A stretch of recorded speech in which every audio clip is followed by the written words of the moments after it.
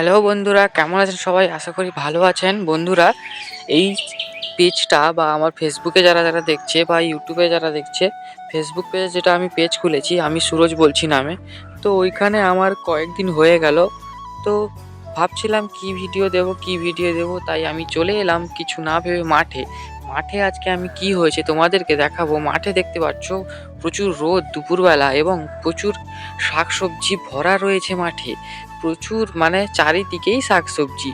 যেদিকে তাকাচ্ছি এই যে দেখতে পাচ্ছ, আমি কিছু সেদিন ভিডিও আগে দিয়েছিলাম যেখানে আমি সূর্যমুখীর বীজ মাটিতে ফেলেছিলাম। ওইগুলো দেখতে পাচ্ছ অনেক গাছই হয়েছে।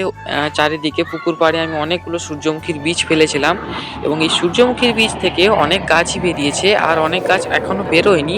কি জানি শীতের জন্য হয়তো বেরোতে পারেনি বা বীজটা হয়তো খারাপ ছিল। তো এইটা বলতে বলতে উপর থেকে একটা এরোপ্লেন চলে গেল।